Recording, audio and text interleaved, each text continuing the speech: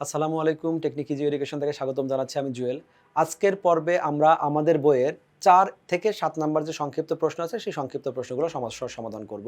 আমাদের আজকের প্রশ্নটা একটা প্রিজম নিয়ে, যেখানে বলা আছে একটা ত্রিভুজাকার প্রিজমের ভূমির বাহুরগুলো দৈর্ঘ্য যথাক্রমে ৩, ৪ এবং ৫ একক দেওয়া আছে সেন্টিমিটার এককে। উচ্চতাটা দেওয়া আছে ৪ সেন্টিমিটার। এর সমগ্র তলের ক্ষেত্রফল এবং আয়তনটা বের করতে হবে। প্রিজমটার আমাদের যে ভূমির যে ভূমির উপর প্রিজমটা আছে তার বাহুগুলোর দিকে খেয়াল করি।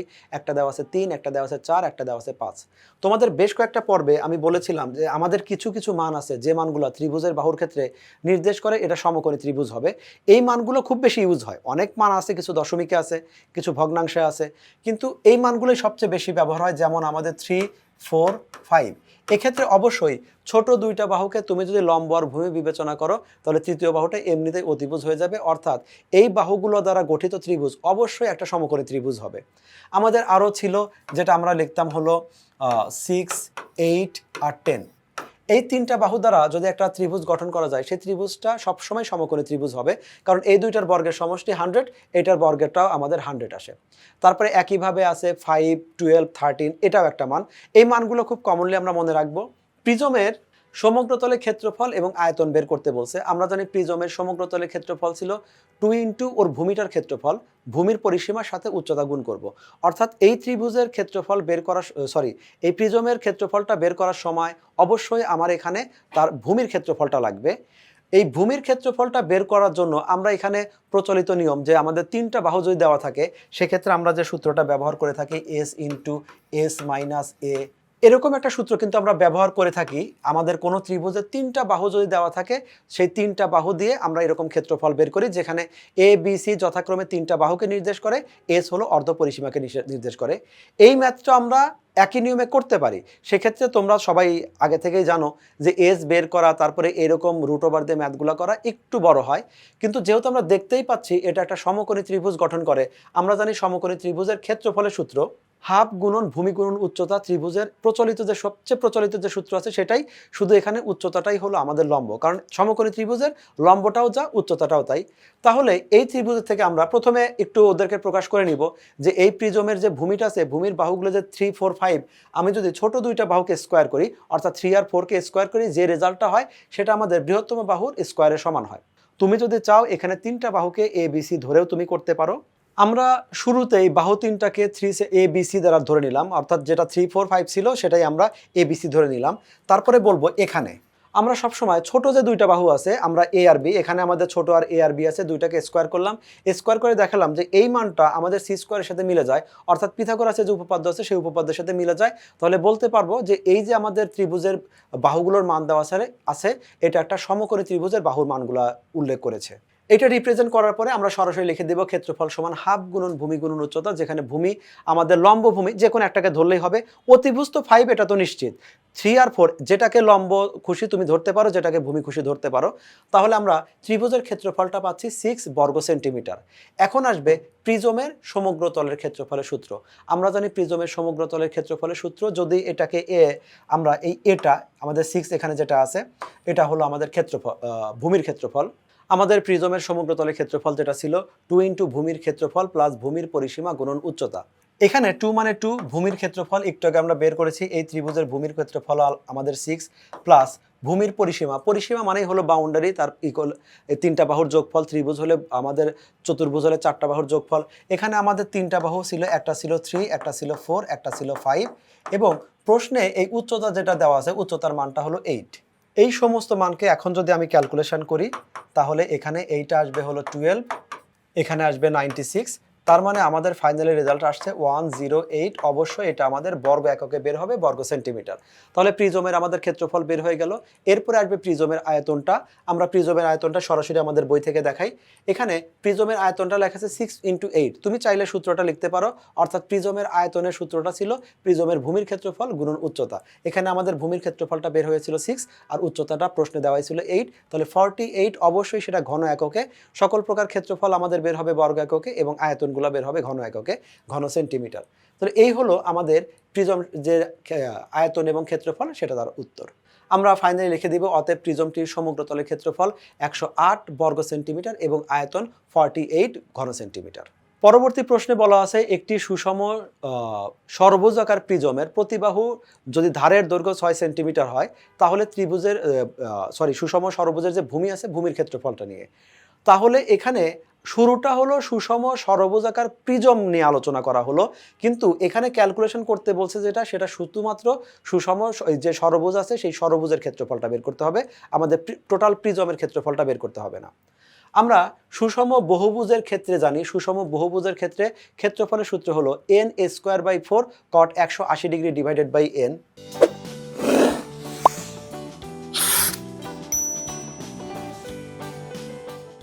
আমরা এই সূত্রটা ব্যবহার করব শুধুমাত্র সুষম বহুভুজের ক্ষেত্রে। ইনফ্যাক্ট সুষম ত্রিভুজ যেটা, অর্থাৎ যেটা আমাদের সমবাহু ত্রিভুজ হয়, যে সূত্রটাকে আমরা বলি √3/4 a², সেক্ষেত্রেও তুমি যদি ওই সূত্রটা ইউজ না করে এই সূত্রটা ইউজ করো, একই রেজাল্ট আসবে। আমাদের যেহেতু সুষম ষড়ভুজের ক্ষেত্রে তার মানে এর n এর সংখ্যা, n মানে বাহুর সংখ্যাটা দেওয়া আছে আমাদের 6, এটা আমরা লিখে নিলাম। এখানে আমাদের বাহুর সংখ্যা হবে 6। প্রত্যেকটা বাহুর দৈর্ঘ্য, বাহুর সংখ্যা আর বাহুর দৈর্ঘ্য দুইটা আমরা এলোমেলো করব না, বাহুর দৈর্ঘ্যটা দেওয়া আছে 2 সেন্টিমিটার। তার মানে এই ম্যাথটাতে আমাদের n এর পরিবর্তে বসবে 6 আর আমাদের এর পরিবর্তে বসবে হলো যে বাহুটা দেওয়া ছিল 2, আমাদের এর পরিবর্তে 2 লিখবো। আমি এখানে একবারে মানটা বসিয়ে দিয়েছি, 6 থাকলো, a মানে 2, 2কে স্কোয়ার করলে 4, cot 180 degree divided by n, n মানে হলো আমাদের 6। এখন 180কে যদি 6 দ্বারা ভাগ করা যায় তাহলে আসবে 30 ডিগ্রি। আমরা জানি cot 30 ডিগ্রি মান হলো √3। তাহলে আমাদের ফাইনালি টোটাল ক্যালকুলেশন, তুমি চাইলে এটা ক্যালকুলেটর একবারও করে ফেলতে পারো, আমাদের ফাইনালি রেজাল্ট আসবে 6√3 বর্গ সেন্টিমিটার। আমাদের 6 নম্বর প্রশ্নে শুরুতে একটা পিরামিড নিয়ে আলোচনা করা আছে। একটা পিরামিডের উচ্চতা দেওয়া আছে 8 সেন্টিমিটার। একটা ঘনকের পৃষ্ঠতলের কর্ণের দৈর্ঘ্য যেটা হবে সেটা হবে পিরামিডের উচ্চতা সমান। এই প্রশ্নটা সরাসরি যদি বলতো যে একটি ঘনকের পৃষ্ঠতলের কর্ণের দৈর্ঘ্য 8 সেন্টিমিটার, এটা সরাসরি বলে দিতে পারতো। তা না করে প্রথমে আগে পিরামিডটা নিয়ে আসলো যে পিরামিডের উচ্চতা আছে 8 সেন্টিমিটার, এটাকে আবার 4 সেন্টিমিটার বলো না। আমাদের শুধুমাত্র প্রশ্নের নাম্বার যেটা থাকবে সেটাই শুধু আমাদের বাংলা অক্ষরে হবে, বাংলা মিডিয়ামে আমরা যারা পড়ালেখা করি, কিন্তু এখানে ইনফরমেশন যেগুলো থাকবে সবগুলো কিন্তু ইংরেজি অক্ষরেই থাকবে। এখন এই ঘনকের পৃষ্ঠতলের কর্ণের দৈর্ঘ্য যে আছে এর একটা সূত্র আছে। আমরা জানি ঘনকের যে কর্ণের দৈর্ঘ্য আছে, কর্ণের দৈর্ঘ্য সূত্র হলো √2a। এটা হলো সূত্র অনুসারে √2a, যেখানে a বলতে বোঝায় যে ঘনকটা আছে ঘনকের প্রত্যেক বাহুর দৈর্ঘ্য। ঘনকের প্রত্যেক বাহুর দৈর্ঘ্য যেটাকে আমরা ধার বলি, সেটা যদি a হয় তাহলে ঘনকের যে কর্ণ হবে, কর্ণের দৈর্ঘ্যটা হবে √2a। ঘনকের কর্ণের দৈর্ঘ্য আর ঘনকের পৃষ্ঠতলের কর্ণের দৈর্ঘ্য দুই ব্যাপার। যখন আমরা ঘনকের কর্ণের দৈর্ঘ্য বলবো, এখানে অবশ্য ঘনকের পৃষ্ঠতলে কর্ণের দৈর্ঘ্য দেওয়া আছে যেটা √a। ঘনকের যদি কর্ণ বলা হয়, এইটা যদি আমাদের একটা ঘনক হয় তাহলে ঘনকের কর্ণ বলতে বোঝাবে ঘনকের যে কোনো, আমি এইখানে একটা কর্ণ সিলেক্ট করি, এই কর্ণ সিলেক্ট করে ঠিক যদি এটা ঘন বস্তু হয়, ঘন একটা ঘর হয়, তাহলে তার ভিতর দিয়ে এইখানে ঠিক অপোজিট দিকে যে কর্ণটা আছে সেই কর্ণ এই বরাবর গেলে যেটা হবে এটা হলো ঘনকের কর্ণ। আর আমাদের যদি বলে ঘনকের পৃষ্ঠের কর্ণ, ঘনকের কোনো পৃষ্ঠতল, আমরা জানি ঘনকের যে আমাদের পৃষ্ঠতল আছে, ঘনকের প্রত্যেকটা পৃষ্ঠতল একটা আমাদের বর্গক্ষেত্রের মতো। ঘনক যেটা আমরা রুবিক্স কিউব অনেক সময় খেলে থাকি, প্রত্যেকটা ধার হবে এক একটা বর্গক্ষেত্র। তাহলে ঘনকের পৃষ্ঠতলের ক্ষেত্রফলটা হবে আমাদের জাস্ট এই যে ঘনকটা আছে আমাদের যে বর্গক্ষেত্র মনে করলে প্রত্যেক বাহু, ঘনকের প্রত্যেকটা সাইড, তাহলে বর্গের যে কর্ণ আছে সেই কর্ণের সূত্রটা আমরা ব্যবহার করব। তাহলে এখন প্রত্যেকটা ধার আমরা এ বিবেচনা করে ঘনকের পৃষ্ঠতলের কর্ণের যে সূত্রটা আছে সেটা হলো আমাদের √2a, আর এই √2a হবে পিরামিডের যে উচ্চতা আছে উচ্চতা সমান, তার মানে √2a সমান হবে হলো 8। এখান থেকে আমরা সরাসরি এর মানটা বের করব। এটা কত হবে, আমাদের প্রথমে √2কে যদি এই পাশে নিয়ে আসি এরকম একটা ফরম্যাট আসবে। এইটা তোমরা অনেকেই বুঝে থাকো, যারা বোঝো না তাদেরকে জন্য বলছি। এই যে 8টা আছে এটাকে লিখতে পারি 4 × 2 ডিভাইডেড বাই √2। আমরা এটা কেন লিখছি, কারণ আমাদেরকে এইখানে এই হরে √2 আমরা রাখবো না। এখন এরপরে এই 4টাকে আমরা ঠিকই 4 রাখলাম, আর আমরা জানি একটা 2 এর মধ্যে দুইটা √2 থাকে। ব্যাপারটা এরকম যে আমরা যদি বলি √2 × √2, এটাকে বলতে পারি √2, এটা হলো হোল স্কোয়ার, স্কোয়ার রুট কাটা গেলে আমাদের 2 থাকে।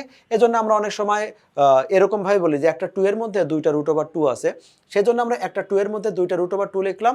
ফাইনালি আমাদের রেজাল্ট এর যে ভ্যালুটা আছে এর ভ্যালুটা পাচ্ছি 4√2। তবে তোমরা যদি আপডেট ক্যালকুলেটরগুলো ইউজ করে থাকো সেক্ষেত্রে এই মানটা √8/√2 যদি দাও, আমাদের এন্টার দিলে সরাসরি এরকম একটা রেজাল্ট চলে আসে। আর যাদের না আসে তারা তোমরা ম্যানুয়ালি এভাবে করতে পারো। তবে কোনো কারণে যদি এভাবে রেখে দাও সেক্ষেত্রে যে রেজাল্ট ভুল হবে এমনটা না, বাট সবচেয়ে ভালো হয় আমরা এরকম একটা ফরম্যাটে নিয়ে আসবো। আমাদের প্রশ্নে মূলত চাওয়া হয়েছিল ঘনকের সম্পূর্ণ পৃষ্ঠের ক্ষেত্রফল। আমরা জানি ঘনকের সম্পূর্ণ পৃষ্ঠের ক্ষেত্রফলের সূত্র হলো 6a², যেখানে a মানে হলো প্রত্যেক বাহুর দৈর্ঘ্য, যেটা আমরা এতক্ষণে ক্যালকুলেশন করে বের করেছি 4√2। এই ম্যাথটাতে শুধুমাত্র আমরা যদি 6 ঠিকই রাখলাম, এর পরিবর্তে শুধু আমরা 4√2² দিয়ে দিলাম। এখান থেকে তুমি সরাসরি 192 বর্গ সেন্টিমিটার পাবে তোমরা তোমার ক্যালকুলেটর ইউজ করলে। তবে আমরা এখানে 32 লিখছি, এটা আমি তোমাকে একটু বুঝিয়ে দেই। এইখানে যেটা দেওয়া আছে 4√2, এটা হলো হোল স্কোয়ার মানে হলো স্কোয়ারটা ব্র্যাকেটের ভিতর যে উপাদানগুলো আছে সবার জন্যই প্রযোজ্য। তাহলে এই 4কে স্কোয়ার করলে হবে 16, আর √2কে স্কোয়ার করলে হবে 2, দুইটা গুণ করলে হবে হলো 32। এই 32 আমরা এখানে লিখেছি। তোমরা চাইলে 32 লিখতে পারো অথবা সরাসরি এখানে 192 বর্গ সেন্টিমিটার এই এককটা লিখতে পারো। 7 নম্বর প্রশ্নে বলা আছে 15 সেন্টিমিটার বাহু বিশিষ্ট বর্গাকার ভূমির উপর একটি পিরামিডের উচ্চতা 20 সেন্টিমিটার। তাহলে ভূমিটা, আমাদের পিরামিডটা যে ভূমির উপর আছে সেটা একটা আমরা বর্গক্ষেত্র, যার প্রত্যেকটা বাহু হলো 15 সেন্টিমিটার, আর উচ্চতা যদি এখানে 20 সেন্টিমিটার দেওয়া থাকে তাহলে এর আয়তন কত হবে? আমরা জানি পিরামিডের আয়তন সমান ভূমির ক্ষেত্রফল গুণন উচ্চতা। উচ্চতাটা আমাদের সরাসরি দেওয়া আছে 20 সেন্টিমিটার। ভূমির ক্ষেত্রফল আমরা সরাসরি বের করব কিভাবে?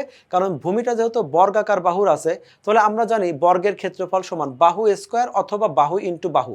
এখানে যেহেতু আমাদের প্রত্যেকটা বাহু দেওয়া আছে 15 সেন্টিমিটার, তাহলে আমরা বলবো যে এর ক্ষেত্রফল 15 × 15, অথবা তুমি যদি এখানে সরাসরি লেখো, আমরা শুরুতেই লিখে দিলাম, ধরি বর্গাকার যে ভূমি আছে, বর্গাকার ভূমির বাহুর দৈর্ঘ্য, যে ভূমিটা থাকবে তার বাহুর দৈর্ঘ্য a সমান 15 সেন্টিমিটার। সুতরাং ভূমির ক্ষেত্রফল, প্রথমে আমরা ক্ষেত্রফলের সূত্রটা লিখলাম a² বর্গ সেন্টিমিটার, a মানে হলো 15কে স্কোয়ার করলে 225 বর্গ সেন্টিমিটার। আমরা এভাবেও করতে পারি, অথবা আমরা বইয়ে যেটা লিখেছি এখানে এইভাবে, যে ভূমির ক্ষেত্রফল সমান 15 × 15 বর্গ সেন্টিমিটার, এটাও আমাদের এখানে গ্রহণযোগ্য। সর্বশেষ যেহেতু আমাদের আয়তন বের করতে বলছে, আমরা জানি পিরামিডের আয়তন সমান 1/3 ইন্টু ভূমির ক্ষেত্রফল গুণন উচ্চতা। যেহেতু এই ম্যাথটা আমাদের সেন্টিমিটার এককে আছে, আমি শেষে লিখে দিব ঘন সেন্টিমিটার। আমরা এখন ভূমির ক্ষেত্রফল যেটা আছে, ভূমির ক্ষেত্রফল হলো আমাদের 225। তারপরে এখানে উচ্চতা যেটা দেওয়া আছে, উচ্চতা আমাদের দেওয়া ছিল 20। এইটুক সম্পূর্ণ যদি আমরা ক্যালকুলেশন করি তাহলে আমরা ফাইনাল রেজাল্ট পাচ্ছি 1500 ঘন সেন্টিমিটার। এইটা ছিল আমাদের পিরামিডের আয়তন। সবশেষে তুমি লিখে দিবে, সুতরাং নির্ণীয় পিরামিডের আয়তন 1500 ঘন সেন্টিমিটার। মানে একটু আগে যে ক্যালকুলেশন দেখালাম সেটা এই পেজে এইভাবে রিপ্রেজেন্ট করা আছে। এভাবে খুব ছোটোখাটো যে সূত্রগুলো আছে সেই সূত্রগুলো দিয়ে আমরা এই ধরনের শর্টকাট প্রশ্নগুলো সমাধান করতে পারবো। আশা করি তোমরা এগুলো প্র্যাকটিস করবে এবং নতুন নতুন প্রশ্ন সমাধান করবে। আরও নতুন নতুন প্রশ্ন নিয়ে তোমাদের সামনে হাজির হবো। আজকের মতো এখানে বিদায় নিচ্ছি। আল্লাহ হাফেজ।